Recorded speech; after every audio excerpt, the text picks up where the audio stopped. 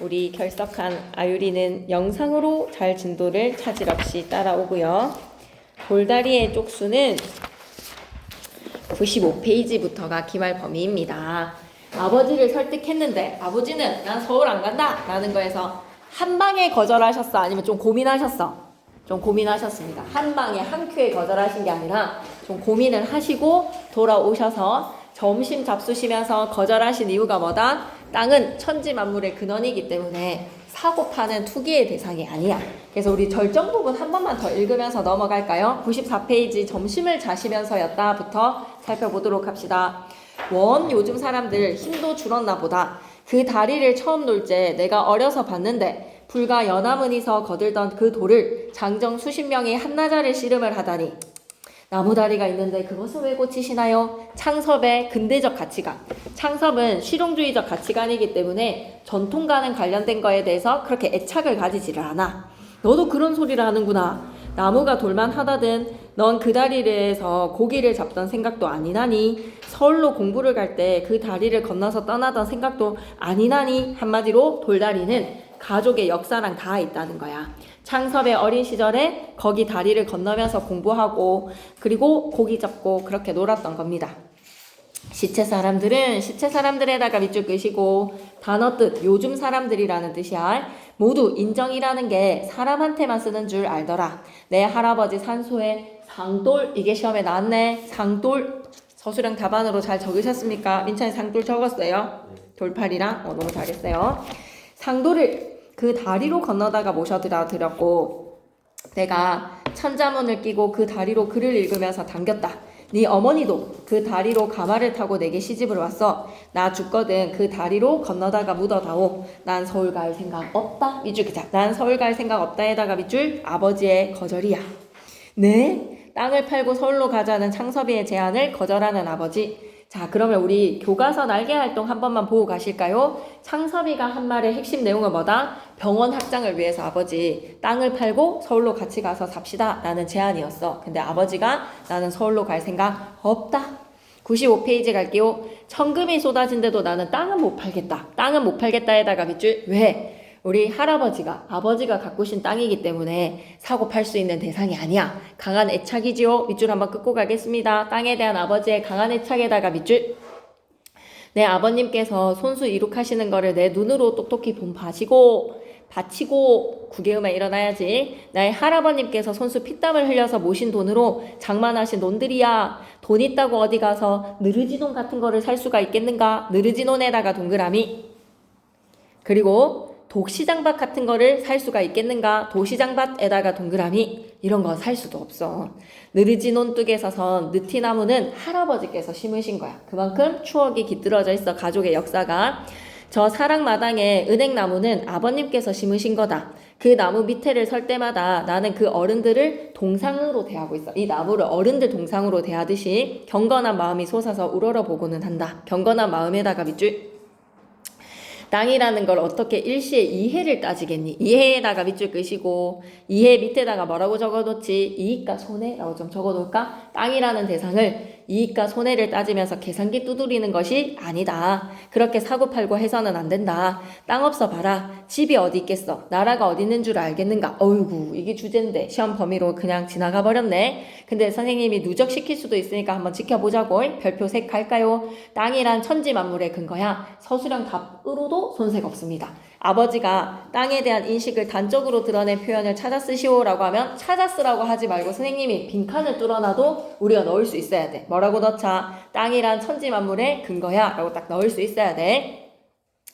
돈 있다고 땅이 뭔지도 모르고 욕심만 내서 문서 쪽으로 사모으기만 하는 사람들, 문서 쪼가리, 땅 문서 모으기만 급급하는 사람들, 돈놀이처럼 별리만 생각하고 제 조상들과 그 땅이 어떤 인연이 있다라는 거는 도시 생각하지도 않고 헌신짝 버리듯이 하는 사람들, 다 내 눈에는 비정상, 도라이같이 보인다는 거야. 개이한 사람들로밖에 보이지 않더라. 개이한 사람들에다가 밑줄 끄시고 땅을 투기 수단으로 삼는 사람들, 땅 문서 모으는 것만 신경 쓰는 사람들, 땅에 대해서 손해와 이익을 따지는 사람들, 다 개이한 사람들로밖에 보이지 않더라. 땅을 팔지 않겠다라고 아버지가 딱 거절을 하셔요.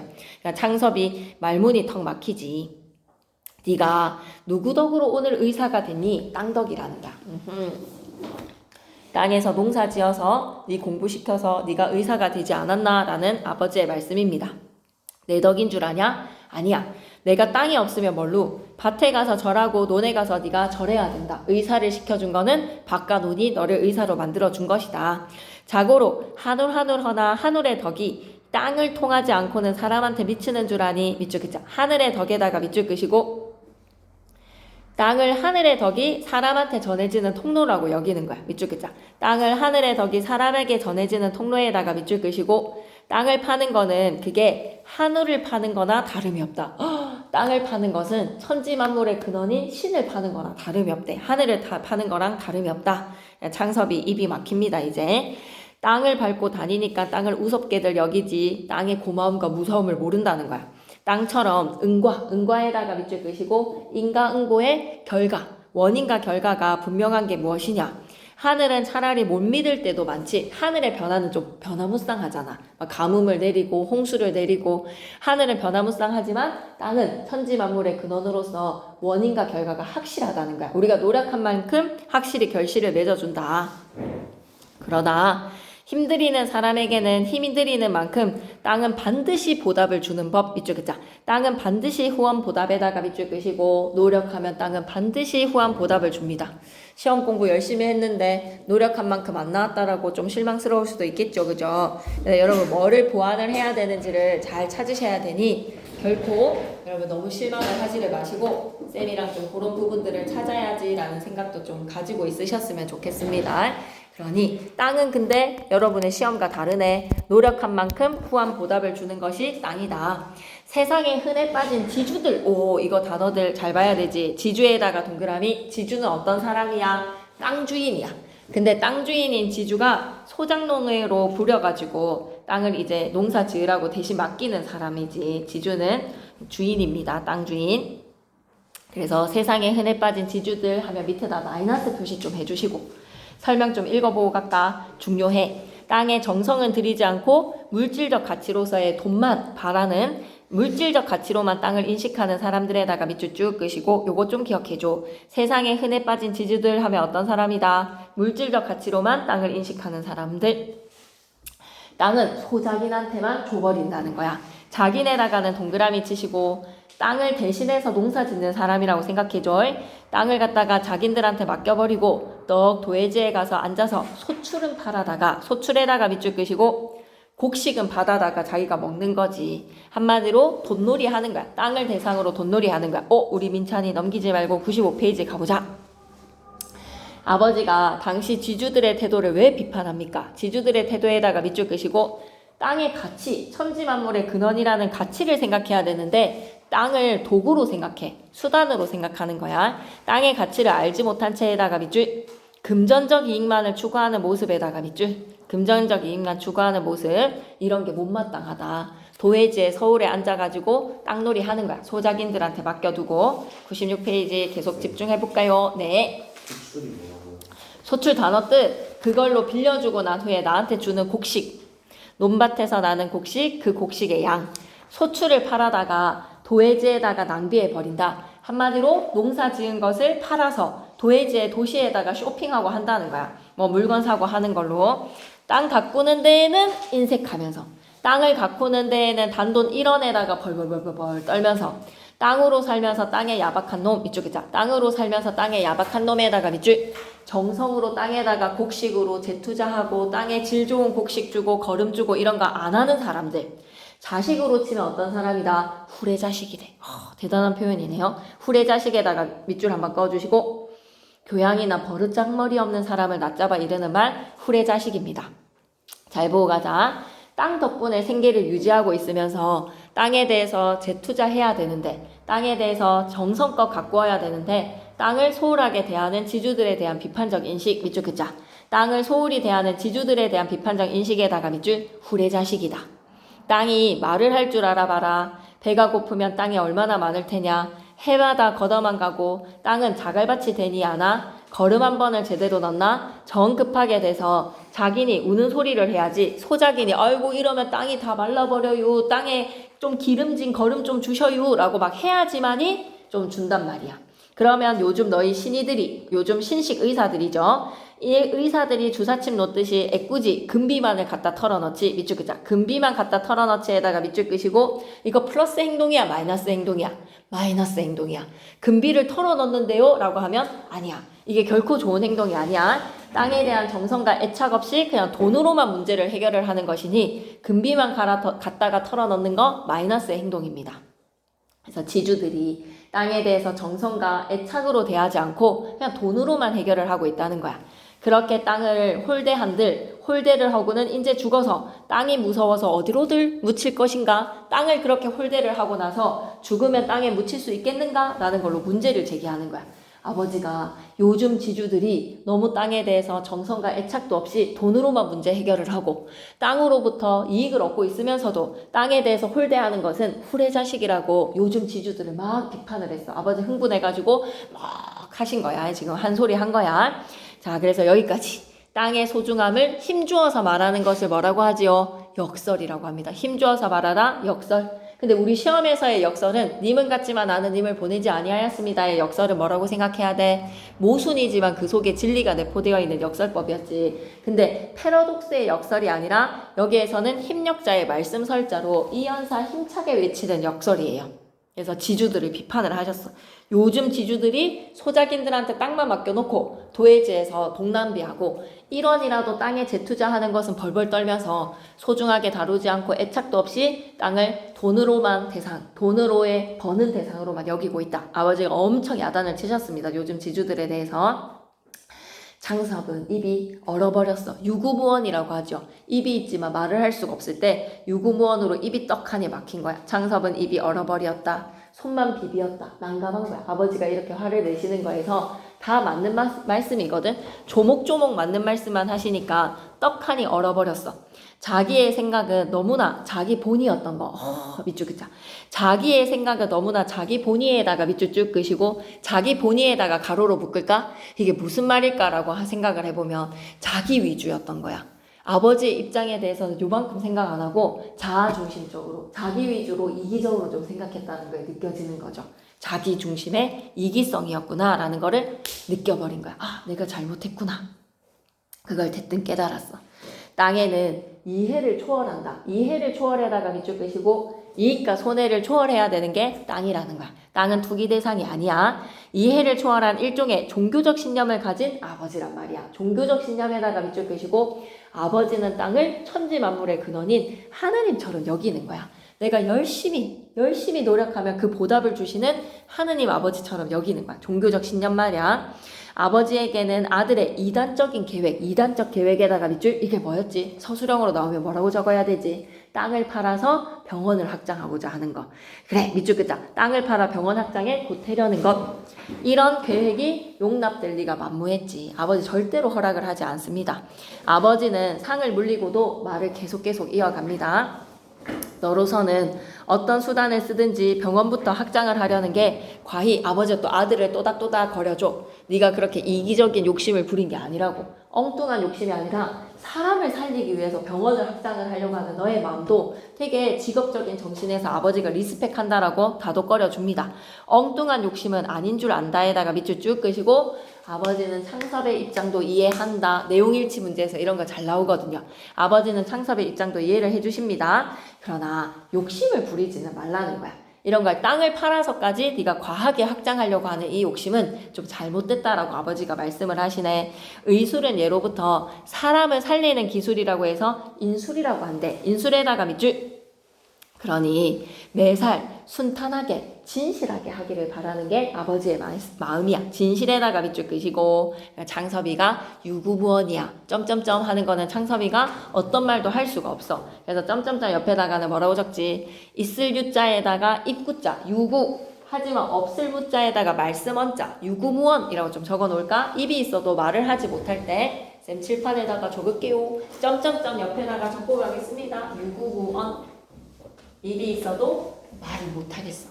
아버지가 하시는 말씀이 너무 다 맞는 말씀이기에 과한 욕심은 버리지 말고 인술로서 너가 병원을 확장하려고 하는 마음은 이해는 하지만 땅을 팔아서까지는 그렇게 하지 마라.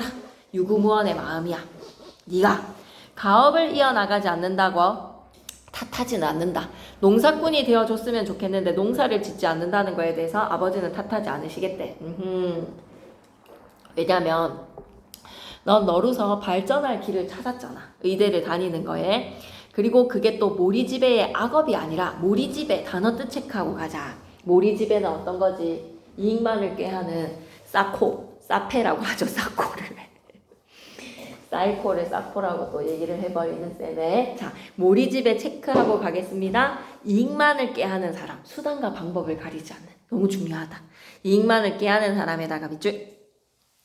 네가 모리지배에 사페같이 악업을 저지르는 게 아니라 사람을 살리려고 하는 활인을 하는 사람 아니냐. 활인에다가 밑줄 끄시고 인수를 베푸는 의사 아니냐. 내가 어떻게 불평을 말하겠는가. 다만 3, 4대 집안에서 공들여서 이렇게 놓은 전장을 이 너무 진짜 공들여서 정성스럽게 지은 농가 밭인데 이걸 남의 손에다가 맡기는 게 너무 안타까운 거야. 창섭이가 지을 수가 없으니까 남의 손에 내맡기게 되는 게다가 밑줄 쭉 끄시고 소작을 주는 거죠. 소작이라고 적자. 남에게 맡긴다라는 것은 여기서 무슨 의미다? 소작농한테 맡긴다는 거야. 소작을 준다는 게 애석한 심사가 없다라고는 말할 수는 없지만 그래도 아들이 사람을 살리는 인수를 베푸는 데 있어서 너로서의 발전에 대해 아버지는 박수를 친다는 거지. 대대로 공들여 가꾼 논밭을 남에게 넘기는 것이 너무 안타깝다. 소작을 한다든지 아니면 진짜 진실된 농군을 찾아서 아버지가 팔 거라고 얘기를 하거든요. 그래서 팔지 않으면 그만 아닙니까? 그렇게 남한테 주기가 안타깝다라고 하면 그냥 파시면 되는 거 아니겠습니까? 나 죽은 뒤에 누가 거두니? 너도 이제도 말했지만 너도 문서 쪼가리만 치는 그런 주인이 되지 마라. 문서 쪽만 치고 서울에 앉아서 지주 노릇 하지 마라. 지주 노릇에다가 밑줄 끄시고 마이너스. 아버지는 제발 이런 거 좀 하지 말라는 거야. 직접 손이 닳도록 걸음을 손으로 만지면서 땅을 가꾸라는 이야기죠. 그따위에다가 방점 꽁꽁꽁 찍어줘. 그따위에 방점 꽁꽁꽁. 지주들에 대해서 아버지가 진짜 싫어하신다. 그지? 밑줄 끄자. 지주들에 대한 아버지의 비판적 태도에다가 밑줄. 그따위의 지주하고 소작인 틈에서 땅들만 골만하고 있다. 땅들만 얼마나 고른지 아느냐? 안 된다. 팔 거야. 아버지가 죽고 나서는 팔 거야. 근데 진짜 엄선해서 진정한 농군인 사람한테만 팔 거래. 팔 테다에다가 밑줄. 내 죽을 그 임시에 내가 죽을 상황이 된다면 그때는 다 팔고 죽을 거래. 다 팔 테다에다가 밑줄. 근데 돈을 안 받을 거래. 돈의 손해의 관계, 이익의 관계를 따지는 게 아니라 사람한테, 진정한 사람한테 땅을 팔 거래요. 밑줄 끄자. 사람한테 팔 테다에다가 밑줄 끄시고 우리 기말고사 딱 4개씩만 더 맞춥시다. 알았죠? 아쉬웠던 거 생각해서 딱 4개만 더 맞춘다라고 생각하고 쌤한테 조금만 질문하는 거를 관계를 좀 맺어보면 진짜 금방 오를 수 있거든요. 딱 4개만 더 맞춰보자. 돈에 팔지 말고 누구한테 팔자? 사람한테 팔자라는 거야. 그럼 후보가 누구야?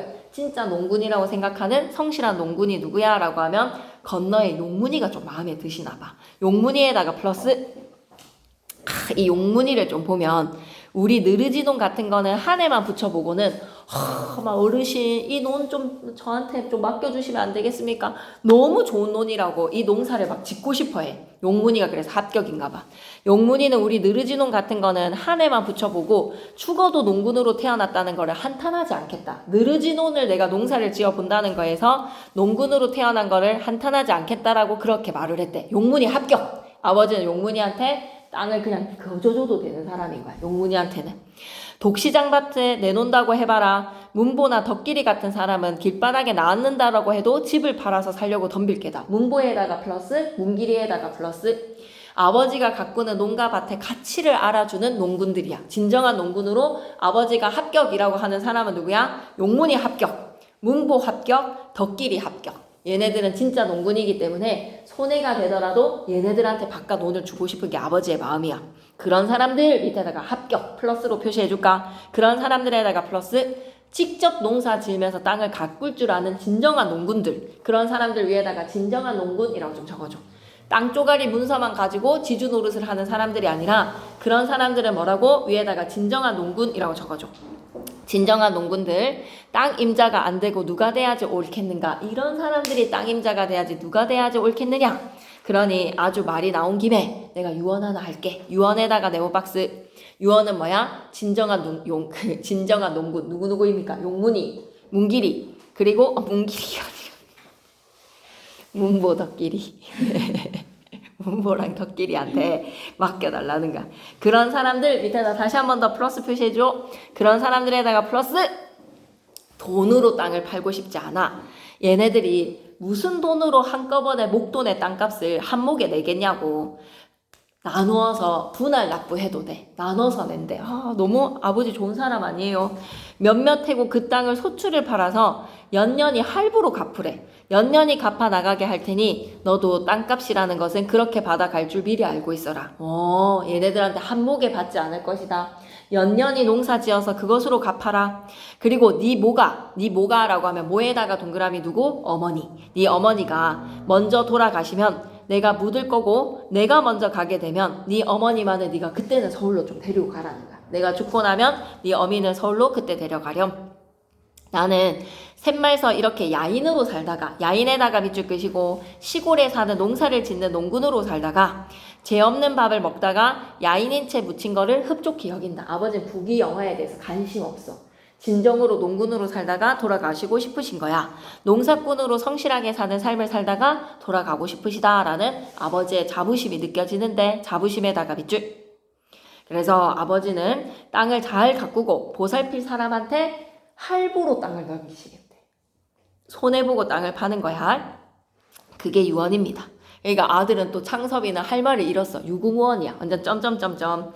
자식의 젊은 욕망에다가 동그라미. 무슨 내용입니까? 땅을 팔아서 병원을 확장을 하고 싶다. 밑줄 그자. 땅을 팔아서 병원을 확장에다가 밑줄. 그걸 있잖아. 미안하대. 아빠도 우리 아들 병원 촉 내주고 이렇게 해주고 싶은데 그 욕망을 못 들어주는 게 애비된 마음으로 섭섭하다는 거는 창섭이한테 섭섭한 게 아니라 미안하다라는 마음이에요. 밑줄 그자. 애비된 마음으로 섭섭하다에다가 밑줄 끄시고 아들한테 미안하다. 병원 하나 척척 차려주고 싶은데 그러지 못해서 미안하다. 그러나 이 늙은이한테도 그저 지키고 싶은 신념이 있다라는 거야. 신념에다가 하트 표시 좀 해줄까? 아버지의 신념은 뭐인 거야? 진정한 농군으로서 땅을 가치 있게 가꾸시는 거. 이 신념쯤을 지켜오는 게 있다는 거를 아버지의 신념을 무시하지 마. 아버지에게도 이게 마음속의 신념이야. 자신의 신념을 지키게 도와달라고 창섭한테 이해를 구하는 거지. 아비가 병원 하나 못 내주는 것이 마음이 아프다. 그런데 창섭아 아버지의 신념을 좀 이해해다오라고 말씀하시는 겁니다. 아버지는 다시 일어나서 담배를 피우면서 다리 고치는 대로 나갔다. 옆에 앉았던 어머니는 두 눈에 눈물이 주르르르 밑줄 그죠? 어머니는 두 눈에 눈물이 주르르르 밑줄 끄시고 어머니는 어떻게 하고 싶은 거야 사실?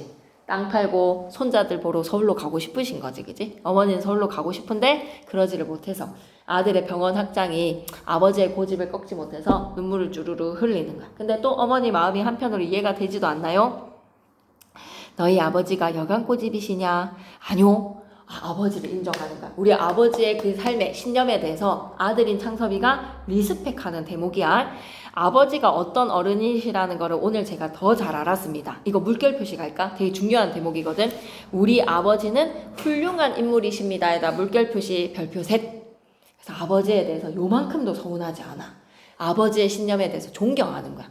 우리 아버지 정말 훌륭하시다. 땅에 대한 가치관과 신념에 대해서 박수치면서 리스펙하는 거야. 우리 아버지 정말 존경한다. 그러나 창섭이도 이런 계획에 대해서 실패로 돌아가면 서운해서 좀 눈물 날 수 있잖아요. 그죠? 병원의 계획이 수포로 돌아갔으니까 코허리가 찌르르 하였다. 자기의 계획하고 온 일이 실패한 것쯤은 차라리 당연하다. 밑줄 그자. 계획하고 온 일이 실패에다가 밑줄, 당연에다가 밑줄. 아버지가 안 들어주시는 거는 당연하다.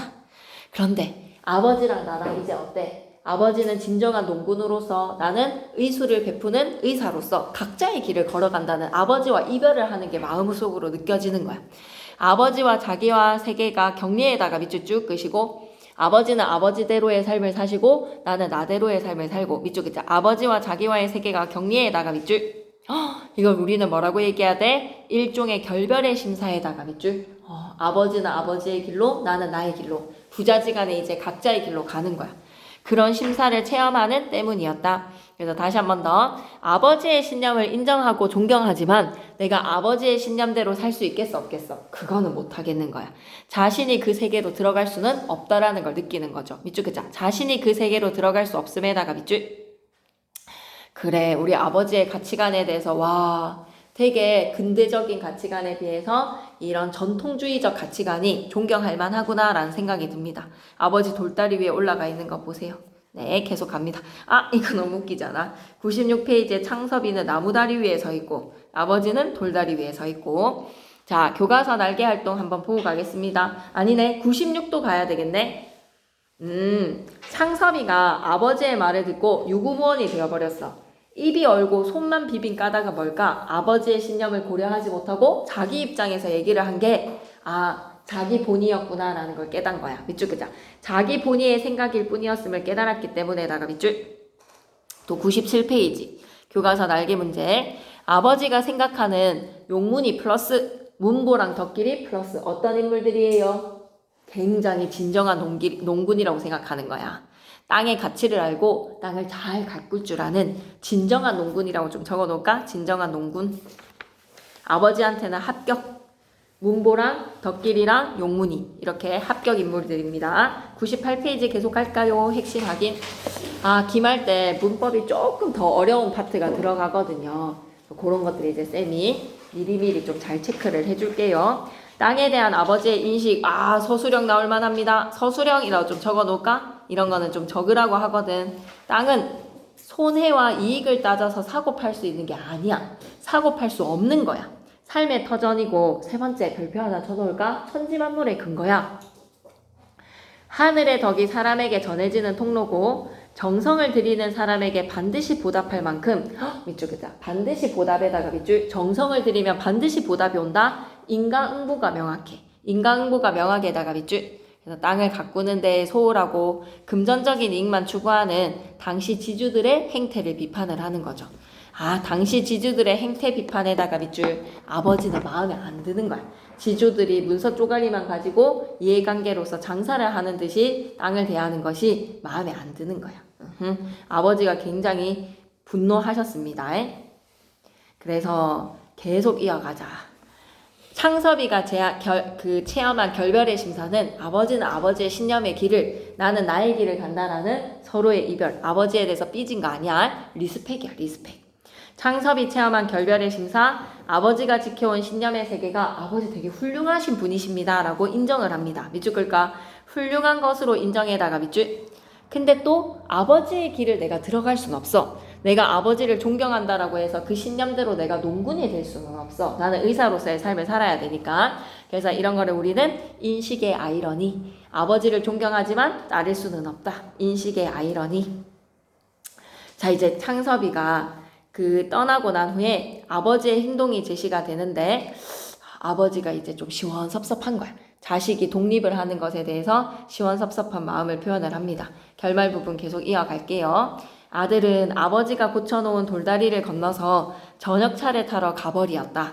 아들이 이제 가는 거야. 아버지 그래 알겠습니다. 아버지 땅 안 판다라고 하는 거에서 코허리가 찌르르르. 동구 밖으로 사라지는, 이번에는 누구의 입장에서? 아버지의 입장에서. 남은 아버지가 서술하는, 아니야. 서술자 아버지 아니야. 전지적 작가 시점인데 아버지의 입장이 어떠한지를 서술해 주는 거야. 아들을 보내고 난 후에 아버지의 심정이 어떨지 한번 생각해 봐봐.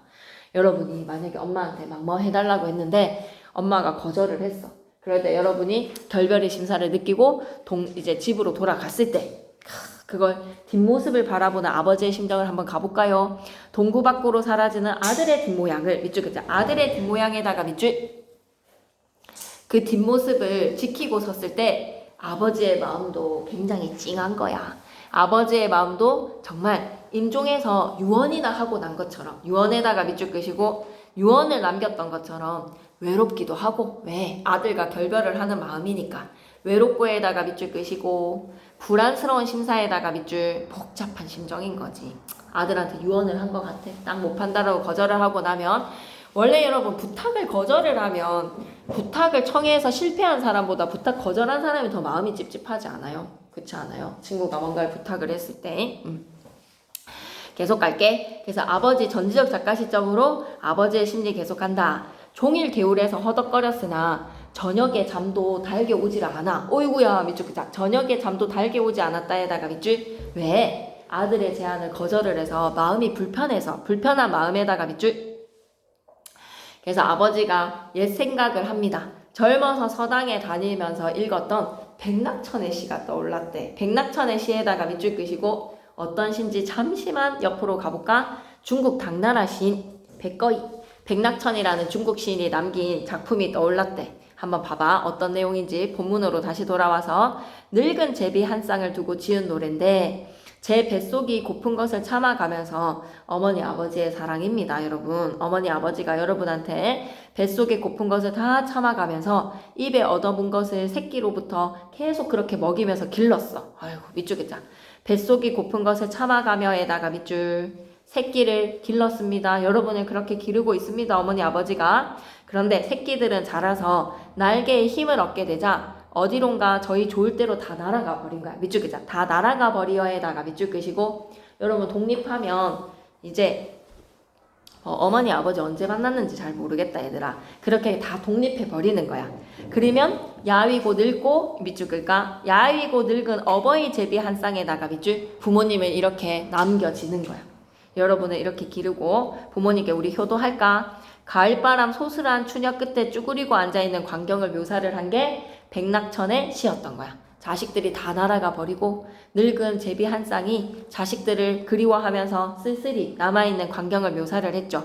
나중에는 그 늙은 어버이 제비들을 가리켜서 뭐라고 얘기하지? 자식들이 우리를 돌보지 않네 라고 원망하지 말고 너희들이 또 새끼적에 어버이한테 어떻게 했는지를 생각을 하래. 밑줄 긋자. 너희들이 새끼적에 역시 그러했음에다가 밑줄 부모님의 감사함을 안다 모른다? 모른다라는 거를 느끼라는 거야. 그래서 사람이 다 자식을 낳아봐야지 부모님의 사랑을 안다라는 이야기를 하잖아. 그지? 그런 풍자에 돌려 말하는 시였습니다. 장섭이가 떠나고 난 후에 아버지는 백낙천의 시를 떠올리면서 다 부모가 내리사랑으로 베풀고 나면 자식들은 부모의 사랑을 모르지 나 또한 부모님께 그렇게 불효를 저질렀네 라는 것을 반성을 하는 시 내용이래. 그래서 아버지가 노인은 노인 누구야? 아버지지? 장섭의 아버지지? 아버지는 어두운 천장을 향해서 쓴웃음을 짓고 날이 밝기를 기다려서 누구보다도 먼저 어제 고쳐놓은 돌다리를 보러 나갔다. 돌다리를 보러 나왔다에다가 밑줄 역시 아버지는 전통에 대한 애착이 있어. 돌다리에 대한 애착, 농가 밭에 대한 애착, 흙탕이라고는 어느 돌틈에도 남아있지 않았다.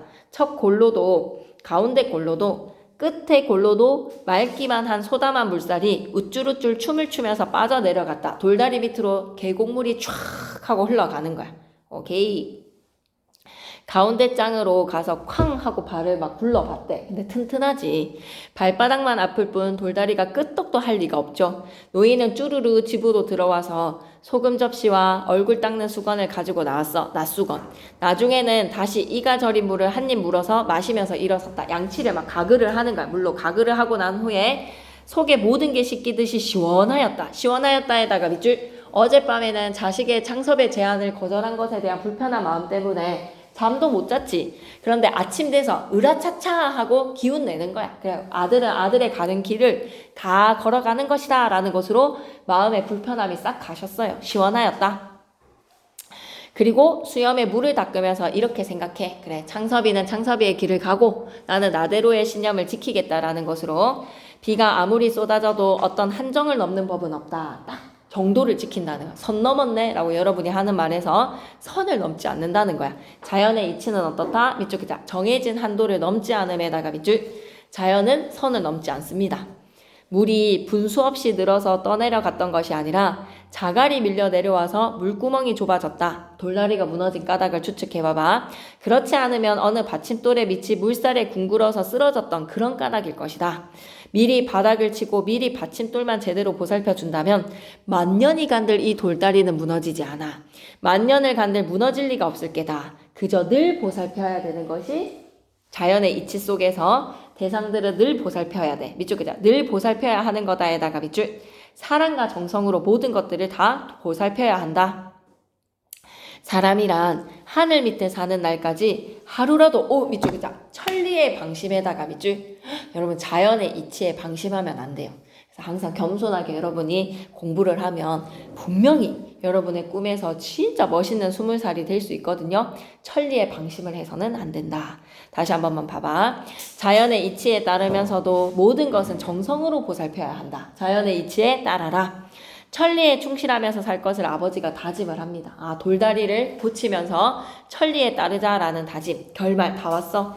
창섭이 서울로 돌아가고 아버지가 되게 쓸쓸하게 남거든. 그래서 아버지가 밤에 되게 잠이 안 와서 이리 뒤척 저리 뒤척 하다가 백낙천의 시를 통해서 자식을 내리사랑으로 길렀지만 자식은 부모님에 대해서 감사할 줄 모르지. 근데 나 또한 부모님께 감사할 줄 몰랐던 자식이었구나 라는 시의 내용이야. 제비 한 쌍의 이야기로 아버지는 고쳐놓은 돌다리 앞에서 천리에 충실할 것을 다짐을 합니다. 밑줄 그자. 천리에 충실하며 살아갈 것을 다짐에다가 밑줄.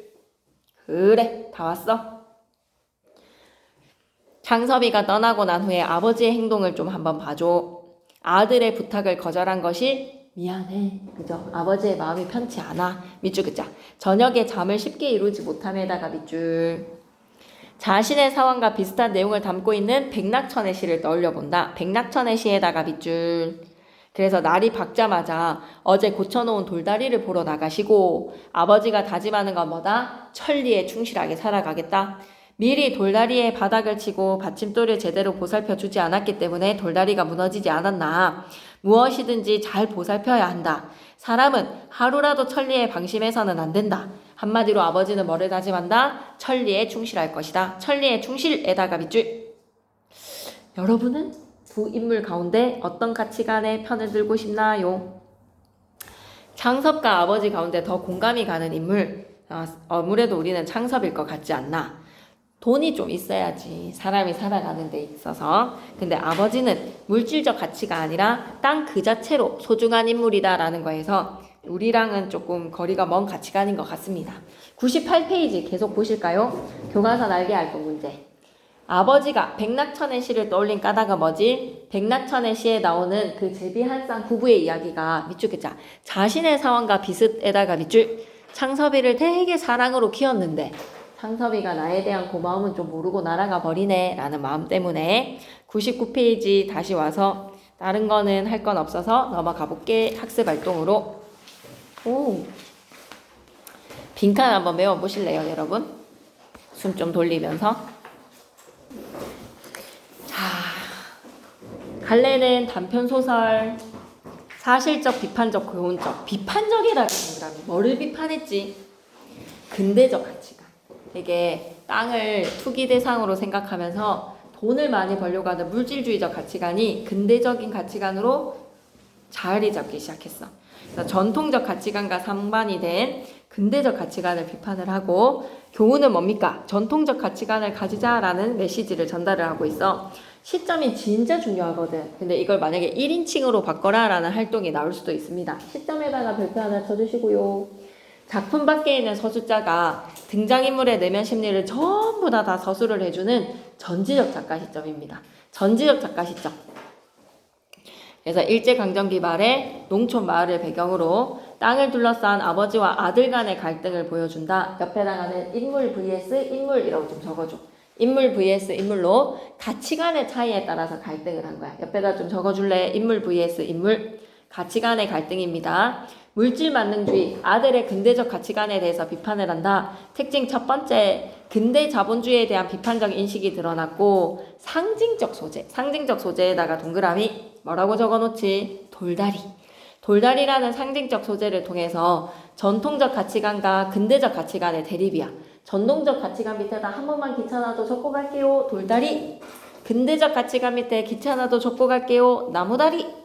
인물 간의 대화에 티키타카가 있었지. 아빠의 말을 직접적으로 인용을 하는 인물 간의 대화도 있고, 서술자가 창섭이의 말은 싹 다 요약해서 제시를 하잖아. 그래서 서술자의 요약적 제시, 창섭이가 아버지를 설득하는 말은 다 요약으로 제시를 했습니다. 인물 간의 대화 플러스 서술자의 요약적 제시. 자, 그럼 발단 부분부터 한번 가보자.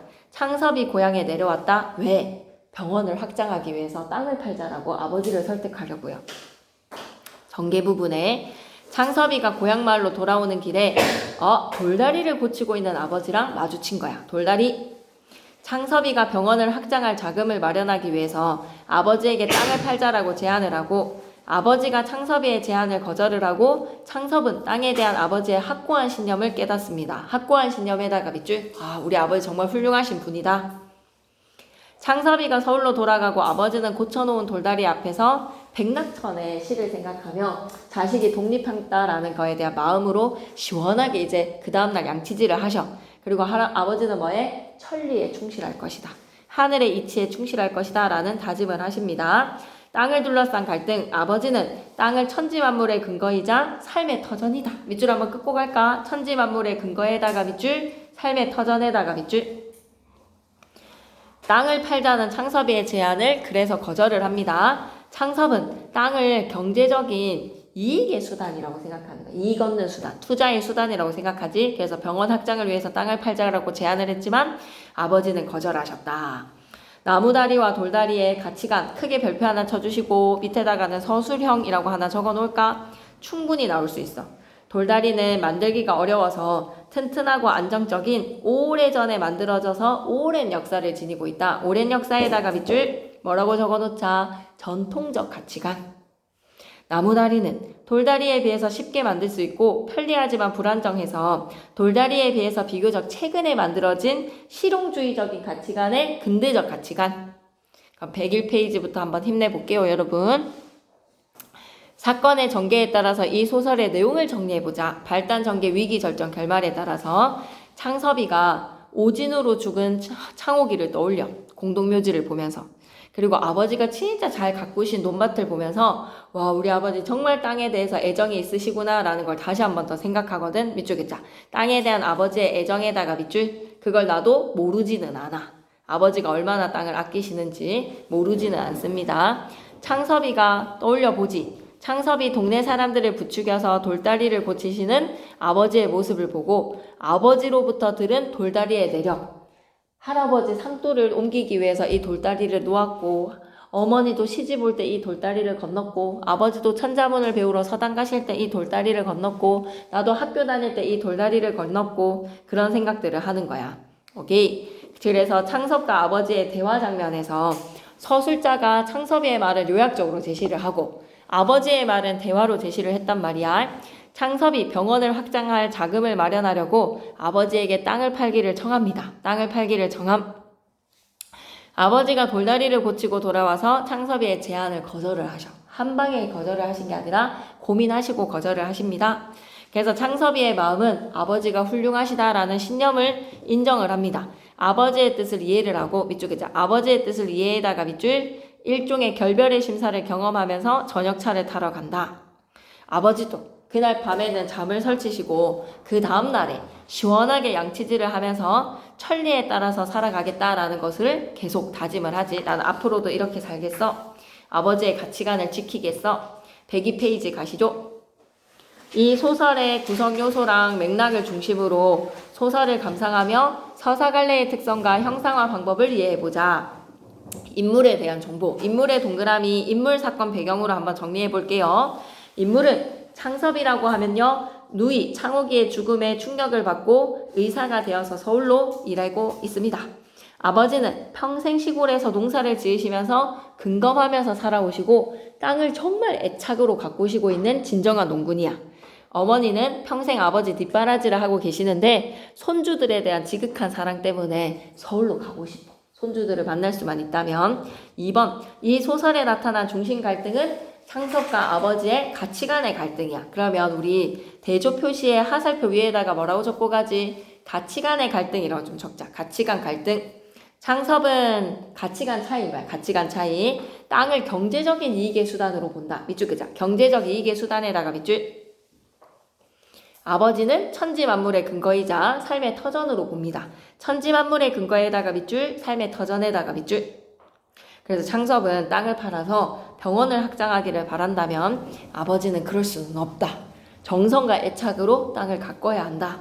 갈등의 해소에 아버지는 창섭에게 순리대로 살 것을 권유를 하고 창섭도 아버지의 신념에 대해서 존경하는 마음이야. 훌륭한 우리 아버지. 그래서 나무다리를 아니야 돌다리를 우리 가족의 역사가 깃들어 있는 전통의 소재로 생각해야 돼. 돌다리에서 창섭이의 아버지는 글을 읽으러 다닐 때 이용을 했고 어머니는 시집 올 때 이용을 했고 창섭은 다리 아래에서 고기를 잡고 서울로 공부하러 갈 때도 이 돌다리를 건넜어. 가족의 역사가 깃들어 있는 삶과 함께 했던 돌다리야.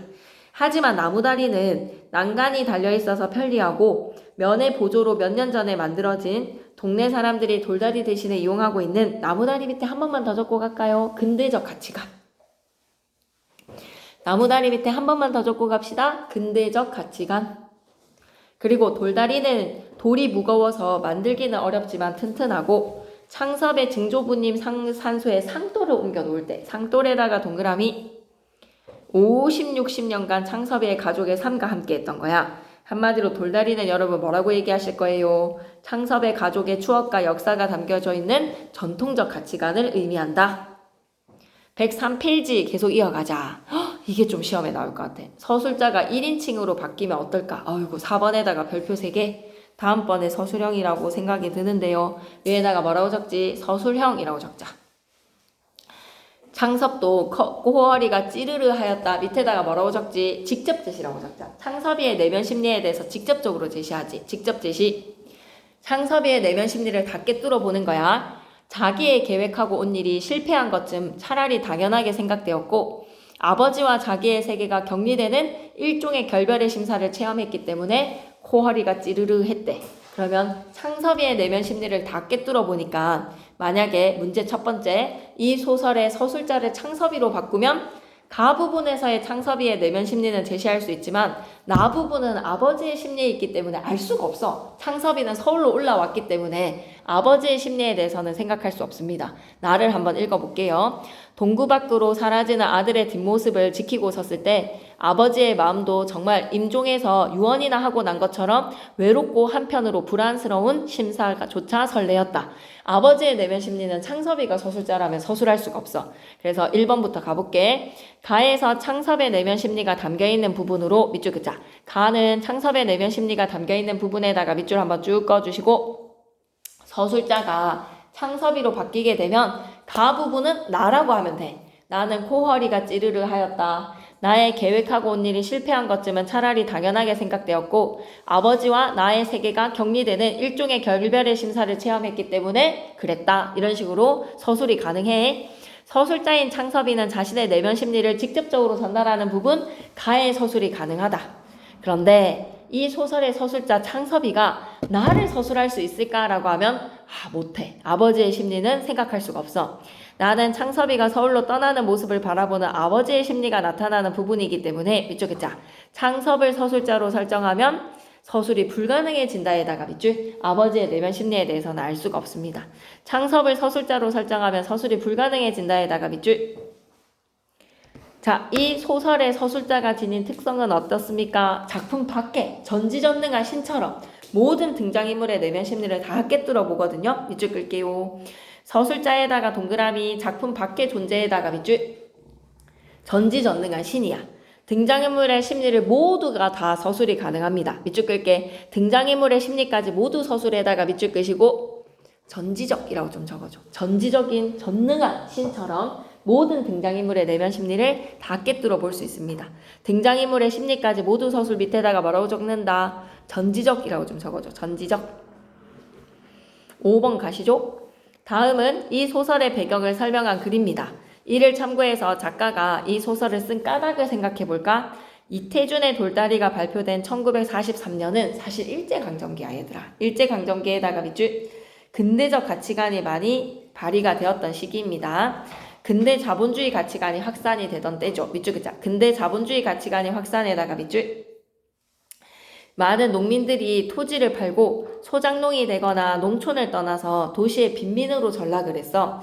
농민들에게 땅을 사들인 지주들은 도시에 거주를 하면서 시골에 있는 땅을 이익 산출의 도구로 여겼던 거야. 지주들 밑에다가 마이너스 표시 좀 해주시고 밑줄 끌게요. 땅을 이익 산출의 도구로만 여겼다에다가 밑줄. 지주들이 마이너스의 사람들이네. 땅을 이익 산출의 도구로만 여겼다에다가 마이너스 표시해줘. 이러한 상황을 고려할 때 창섭의 아버지처럼 고향을 지키면서 자신의 농가 밭을 부지런히 가꾸는 농민을 매우 드물었던 시기야. 그럼 예시답안 갑니다. 작가는 땅의 가치를 소중히 여기자.